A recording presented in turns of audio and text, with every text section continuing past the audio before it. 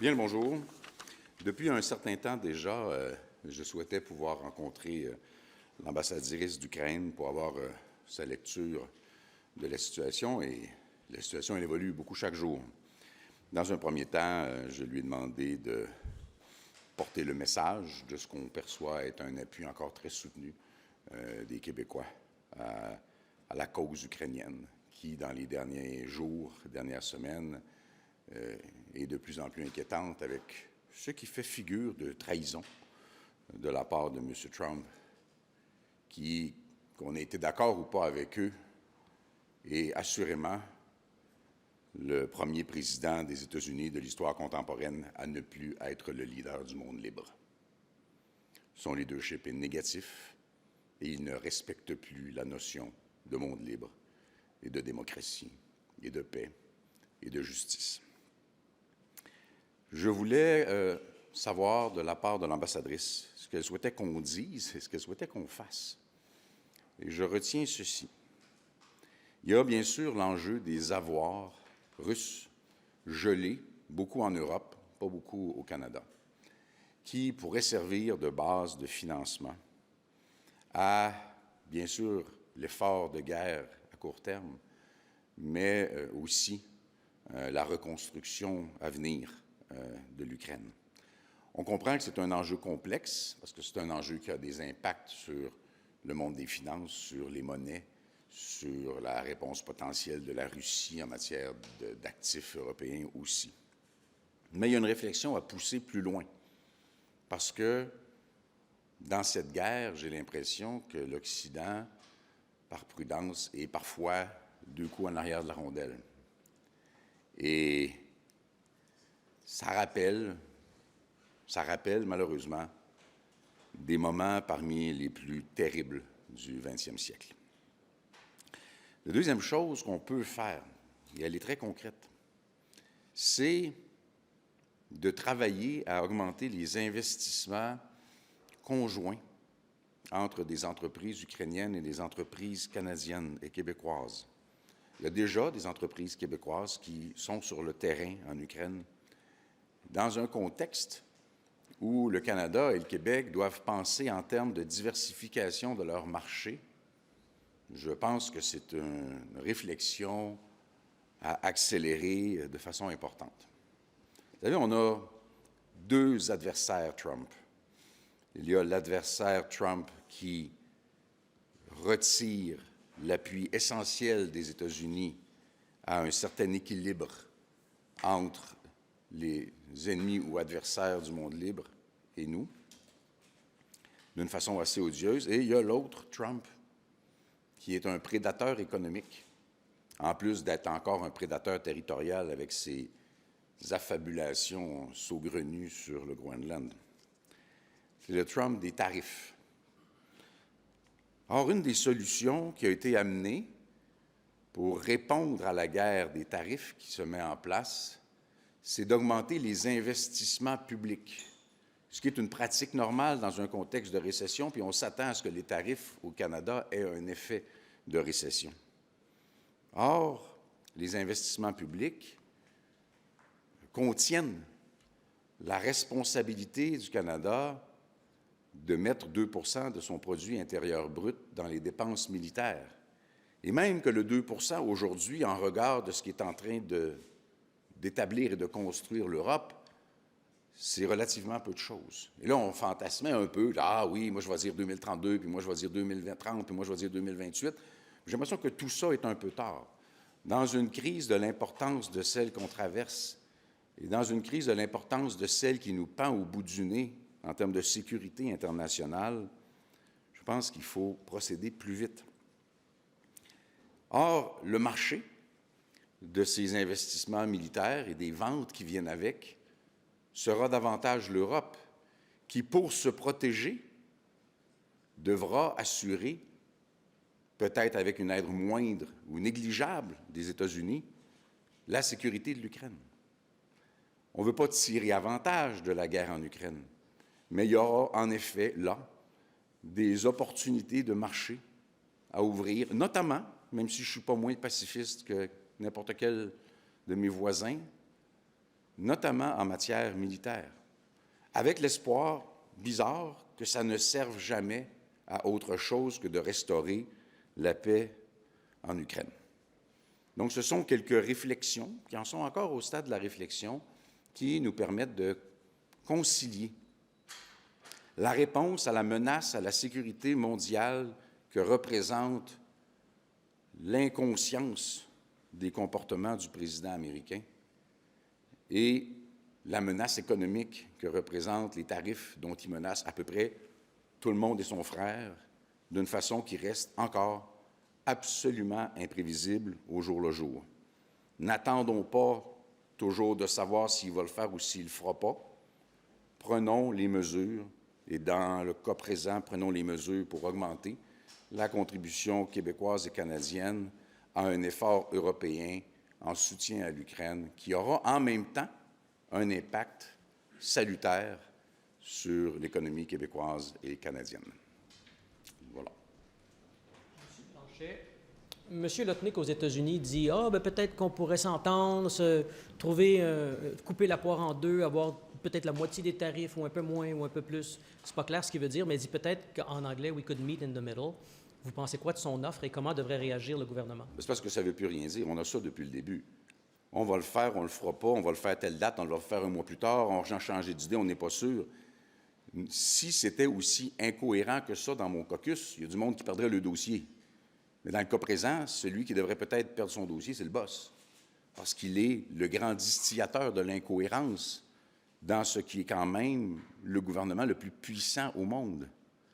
Alors, ces ministres, peut-être s'en accommodent-ils bien, ou peut-être se lèvent-ils le matin en disant « Bon, qu'est-ce qui va encore nous sortir aujourd'hui? Je vais aller voir son Twitter. » Mais on ne peut pas accorder beaucoup de crédit à ce que les ministres de M. Trump disent, parce qu'il y a le risque que ce ne soit pas concerté ou ultérieurement respecté par le président. Et la réponse, la deuxième partie de la question, c'était sur la réponse canadienne. M. Leblanc dit tarif, pas de tarif, on ne coupe pas la poire en deux. Vous pensez quoi de sa réponse? Je trouve ça intéressant comme position de négociation, de dire nous, ce qu'on veut, c'est une négociation commerciale sur l'ensemble de l'œuvre réglée le plus rapidement possible. On veut ne pas avoir besoin de l'outil des tarifs comme menace, comme création d'insécurité, d'incertitude et de peur, comme M. Trump le distille sans arrêt. Dans ce sens-là, dire on peut s'asseoir, arrêter de perdre notre temps sur le conflit, puis s'asseoir et commencer pour de vrai une négociation Mexique, Canada, États-Unis qui aboutira à quelque chose qui sera le moins pire possible. Et dans ce contexte-là, nous, on devra garder en tête que, par exemple, on lisait la grande détresse de l'industrie automobile parce que M. Trump veut rapatrier l'industrie automobile aux États-Unis. Ce qui ne doit pas arriver, par exemple, c'est pour protéger l'industrie automobile, on va sacrifier la gestion de l'offre du Québec, puis on va sacrifier et garder des tarifs iniques qui sont imposés depuis des années sur l'industrie de la forêt au Québec, ou on va renoncer à l'imposition de royauté aux géants d'Internet, alors que la culture entre toutes du Québec est celle qui est le plus menacée dans le contexte actuel. C'est ce que je dis tout le temps, là. Attention, vous aurez une collaboration très sincère du Bloc québécois, comme on le fait depuis des années, à la condition que les secteurs économiques qui sont davantage caractéristiques du Québec ne soient pas sacrifiés pour protéger l'automobile de l'Ontario, certains intérêts financiers de Toronto ou, pire encore, le pétrole de l'Ouest. Dans le contexte actuel, craignez-vous qu'il n'y ait plus d'entente de libre-échange possible avec une administration Trump? Non. Je pense que M. Trump a comme véritable objectif économique, lorsqu'il y a de la cohérence dans son affaire, d'inciter ou plus ou moins forcer des entreprises à se délocaliser vers les États-Unis ou des sièges sociaux à se délocaliser vers les États-Unis. Et ça, il peut le faire tant et aussi longtemps que l'opinion publique est avec lui. Mais s'il y a un impact sur les bourses, sur les taux d'intérêt ou beaucoup sur l'inflation et que les gens auxquels il a promis qu'il allait régler ça, lui, l'inflation, mais si les gens commencent à dire « Hey, ça ne marche pas ton affaire », il va être obligé de reculer, il va être obligé de se mettre à négocier. Fait qu'il n'y a pas beaucoup de temps en avant de lui pour essayer d'amener des entreprises à s'installer aux États-Unis avant que le coût économique ne lui revienne dessus et qu'il soit obligé de modifier son approche. Trudeau, hier, a dit l'important, c'est que les Canadiens restent unis. dans l'adversité là, face aux tarifs. J'aimerais savoir si vous êtes d'accord avec ça. Puis qu'est-ce que le Bloc québécois peut faire pour améliorer ou en tout cas, faire tenir cette cohésion-là face à Trump? Le rôle du Bloc québécois, là, c'est clairement de faire en sorte que les intérêts du Québec dans la négociation ne soient pas la monnaie d'échange. Et si c'est le cas, il n'y a rien à craindre du Bloc québécois pour qui que ce soit, parce qu'on sera de bons collaborateurs et on ne sera certainement pas les moins compétents. En termes d'analyse économique, en termes de prise de position, à date, on est pas mal toujours en première ligne. On est ceux qui n'essaient pas d'avoir des mandats sans dire ce qu'on va faire. On dit ce qu'on pense, on dit ce qu'on va faire. Je pense que notre rôle est extrêmement constructif, puis que les Québécois ne feront pas l'économie d'une certaine garantie ou d'une certaine surveillance québécoise de ce que contiendra la négociation. Puis il faut arrêter de... L'unité canadienne, on n'est pas là-dedans. Là. C'est l'unité Québec-Canada-Mexique. Là. On ne peut pas faire fi du Mexique, qui sont beaucoup, beaucoup plus populeux que nous et qui sont là où beaucoup d'investissements québécois et canadiens ont été faits pour ensuite utiliser le marché américain.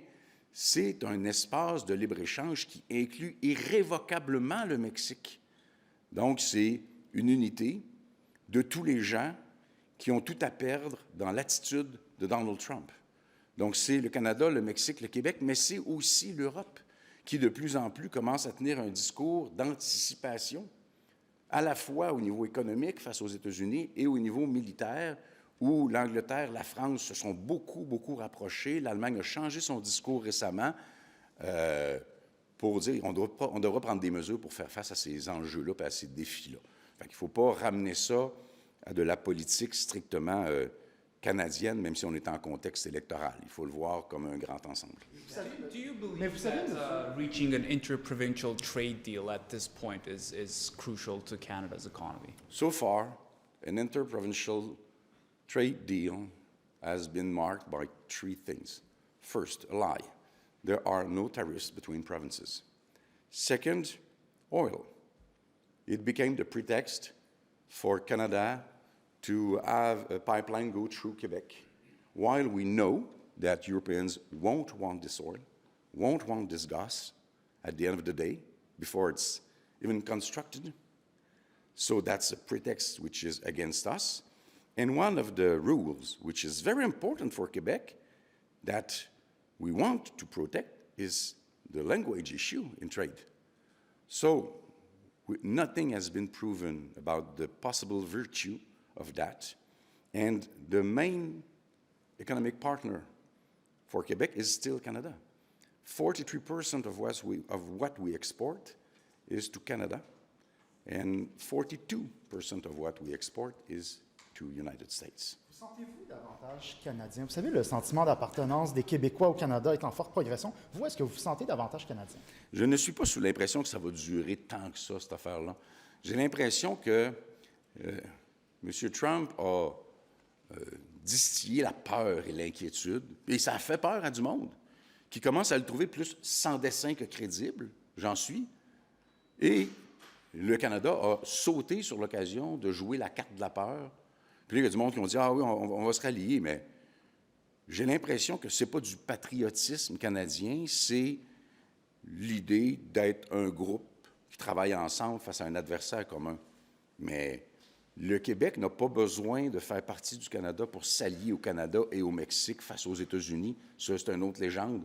Le Danemark est un pays indépendant, puis il s'allie avec l'Europe pour faire face aux États-Unis. On n'a pas besoin d'être assujetti et servile face à un autre pays pour porter notre voix ou s'allier avec lui. Donc, pour répondre à votre question, j'ai rien de plus canadien qu'avant. OK, mais il n'y a pas une petite corde patriotique, là, comme beaucoup de Québécois. Là. Vous dites que vous les représentez. Il n'y a rien qui résonne, non? Je vais continuer à représenter ce que je crois être les intérêts du Québec dans l'espoir qu'ils se reconnaissent dans notre travail. Mais il faudra beaucoup plus que ça pour que je me sente même un petit peu canadien. M. Blanchet, hier, le premier ministre n'a pas voulu dire que c'était un acte de guerre économique. Il a plutôt parlé de guerre commerciale avec les Américains. Est-ce que vous êtes d'accord avec sa posture et la façon qu'il a décrit ça, ou vous croyez que c'est effectivement un acte de guerre économique? Je veux pas éteindre la première vague de colonne vertébrale de M. Trudeau depuis longtemps et tardivement. Je ne veux pas le décourager là-dedans, mais guerre économique, guerre commerciale, je ne suis pas sûr qu'on est très, très loin en termes de choix de mots. Mais le niveau de conflit que veut nourrir le président américain permet d'utiliser les mots de guerre commerciale que moi, je n'ai pas voulu utiliser pendant longtemps. On est rendu là.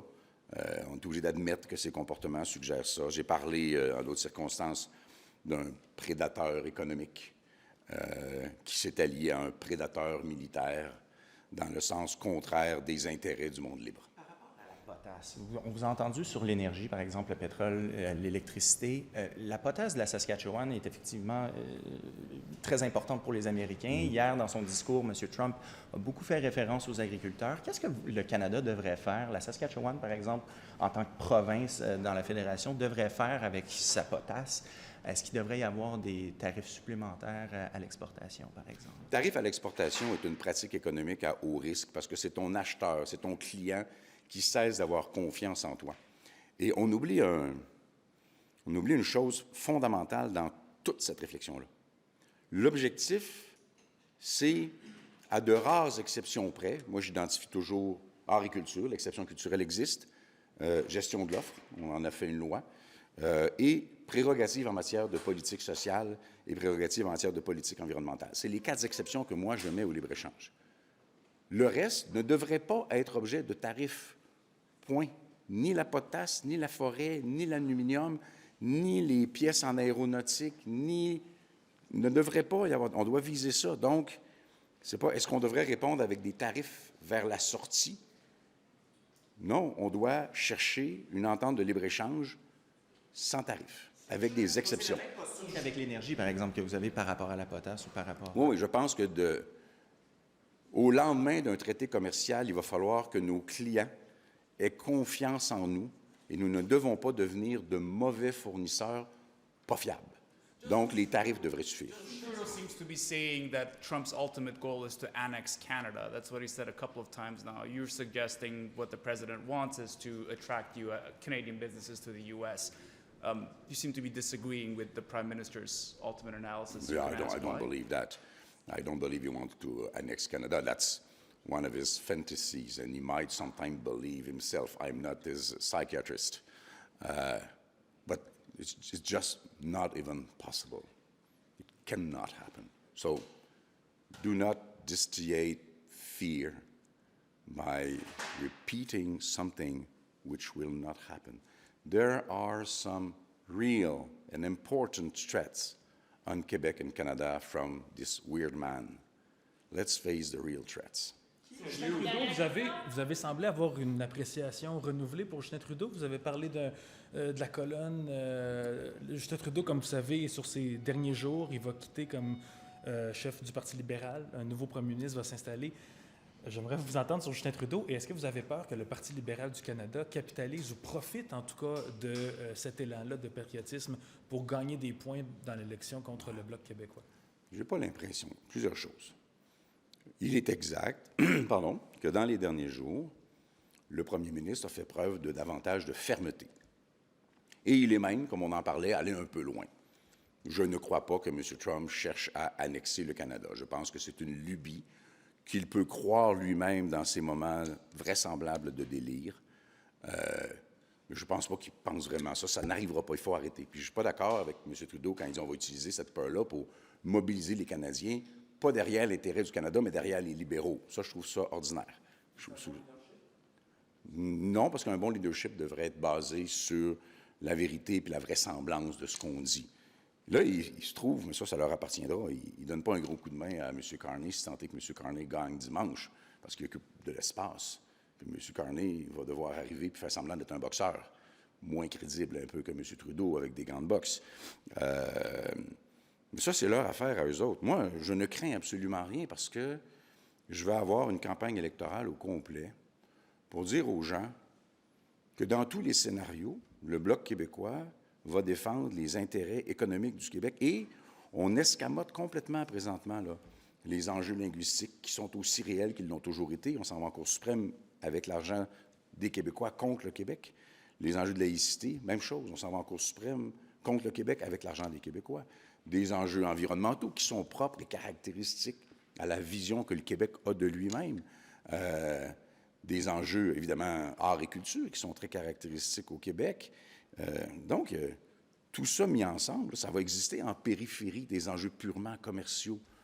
Moi, je pense que les Québécois vont se reconnaître autant dans le Bloc québécois cette fois-ci, et peut-être davantage, parce que là, les échanges d'intentions de vote entre les libéraux et les conservateurs, c'est leur affaire. Pour moi, je vois plus de la volatilité. Et dans un contexte de volatilité, ceux qui vont apparaître comme les plus stables et les plus crédibles sont peut-être ceux qui vont en sortir gagnants. Qui est le mieux outillé pour confronter M. Trump? Est-ce que c'est M. Carney ou M. Poilievre? J'ai envie de dire le Bloc, mais bon, ça serait un peu exagéré. Je vais laisser les Canadiens choisir leur premier ministre. Moi, je vais proposer une voix qui sera pour le Québec et qui sera prête à collaborer avec n'importe qui se comportera comme du monde. Merci beaucoup.